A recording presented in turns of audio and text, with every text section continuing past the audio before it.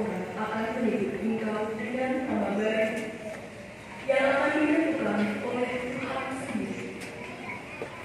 Engkau akan menjadi mahkota agungan kita.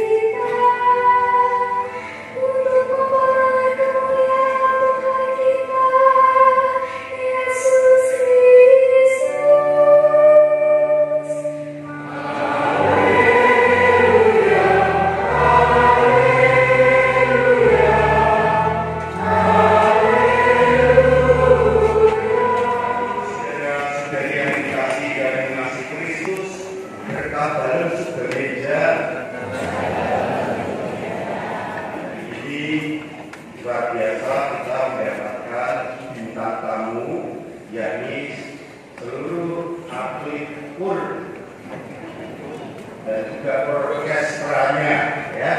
Mereka semua adalah anak-anak SD Katolik Canisius Susero Wajar. SD Canisius Susero Wajar. Dengan ini nanti anak-anak kita pada saatnya disekolahkan di SD Canisius Susero Wajar.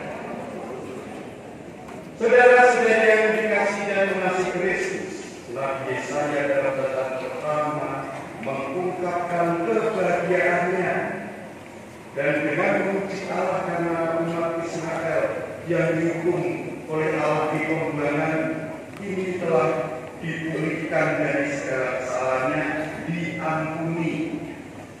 Allah disebut sebagai mempelai laki-laki dan umat Israel adalah mempelai wanitanya. Maka ini menjadi gambaran juga dalam keluarga Katolik bahwa Yesus Kristus itu adalah mempelai laki-laki dan gereja adalah mempelai perempuan. Bacaan-bacaan hari ini sampai pada bacaan Injil biasa saya baca dan kita dengar dalam pemberkatan atau ekaristi pernikahan, ya. Dan bacaan kedua, Yesus Kristus menjadi peneguh dipulihkannya dengan manusia dengan Allah, dan melimpahnya anugerah Allah menjadi bukti cinta kasih Kristus kepada gereja dengan berbagai macam karunia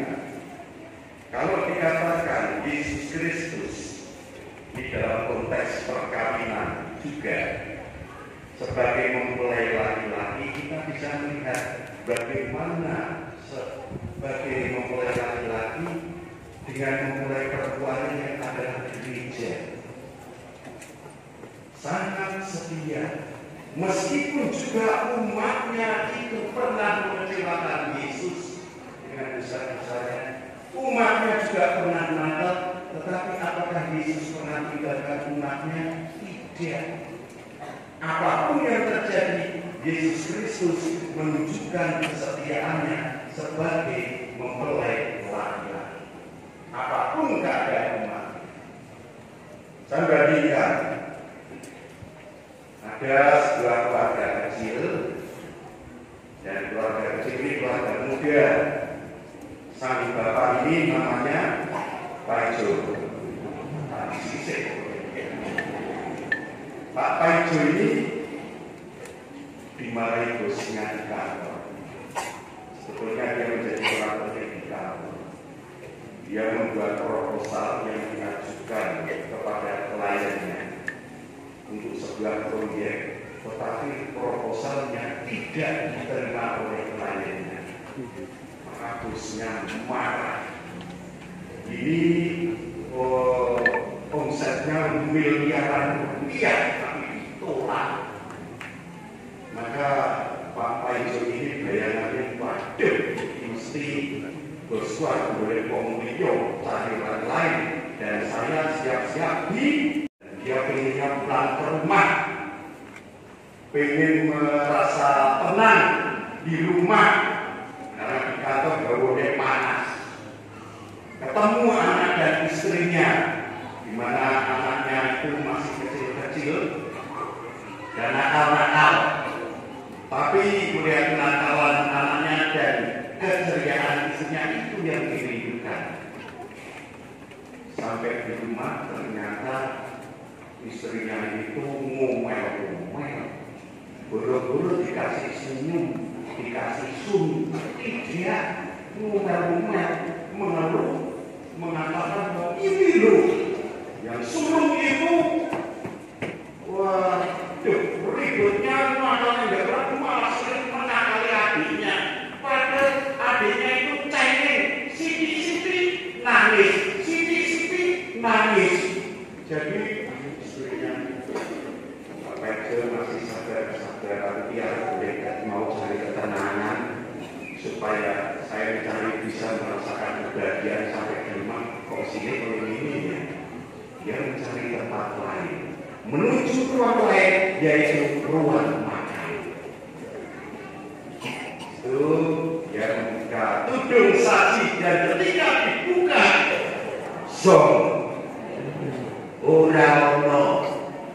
ora-ora jangan mangkok ora-ora. Bahkan teh panas yang biasanya disediakan, ora-ora. Aduh, sabar-sabar, pengen dia mengumpat, pengen dia marah-marah. Dan kadang kan menjadi kebiasaan di kantor, dimarahi, diedar, pelampiasannya pada keluarga. Ya pengen apa keluarga, pengen mesum. Tapi setelah dia diam sejenak, dia ingat akan janji Allah. Saya berjanji setia kepadamu dalam untung dan malang, di waktu sehat dan sakit. Saya mau mengasihi dan menghormatimu sepanjang hidup saya. Nah, saya sengaja tidak mau menghafal gagak rombongan suami. Dalam sampai apapun keadaannya, ini perlu dicontoh dalam keluarga. Ya. Ingat akan janji nikahnya. Dan janji nikah itu ada nuansa bahwa Yesus sebagai mempelai laki-laki akan setia kepada umatnya, apapun situasi umatnya. Saudara-saudara yang terkasih, karena itu dia kemudian bersabar dan mengatakan kepada istri dan anak-anaknya, kalau begitu sekarang mari kita makan di luar. Terserah kamu mau makan di mana, di tengah kota, dimanapun kamu milih istrimu, milih makan dimanapun bisa, asal menunya mie ayam. Maksudnya mie ayam dimanapun silakan pilih, tapi mie ayam. Dan apa pendapat istri dan anak-anak, mengapa kok istrinya sadar bahwa suaminya berarti dimilih sithik? Mereka tapi senang dalam perjalanan menuju warung restoran mie ayam itu, di mobil kecilnya itu malah nyanyi, istrinya nyanyi. Semua putari bernyanyi, gembira hatiku, segala rukun.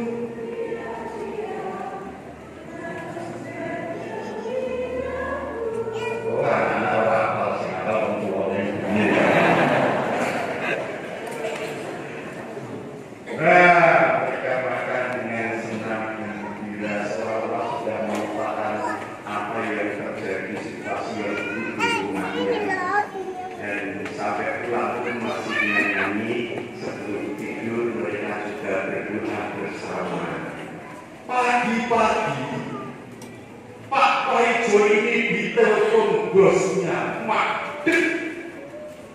Bayangannya apa?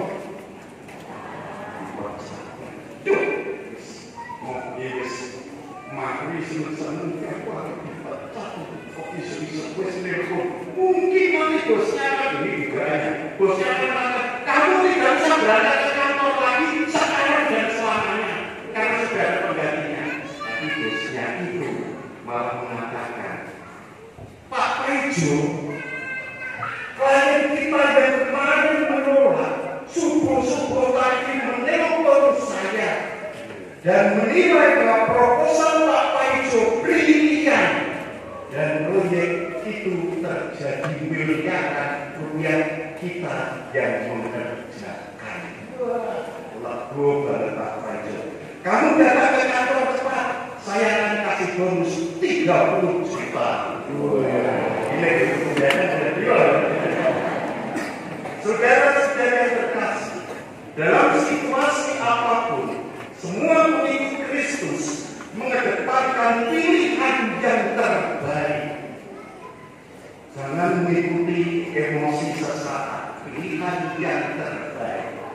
Dan ingat, sama seperti yang diungkap dalam bacaan Injil, mungkin boleh dikatakan Bunda Maria itu sangat peka melihat situasi, dan mungkin juga peristiwa perkawinan di Kana ini terjadi dulu harian karena tahu kalau air minuman utamanya yang diandung itu habis. Ada persoalan dalam perkawinan di Kana, dan bisa dibandingkan juga ada juga bisa persoalan di dalam keluarga. Tetapi belajar dari peristiwa mukjizat di Kana, Bunda Maria yang tanggap dengan situasinya dan kemudian menyampaikan kepada Yesus, meskipun Yesus mengatakan saatku belum tiba, tetapi akhirnya Yesus pun membereskannya. Air berubah menjadi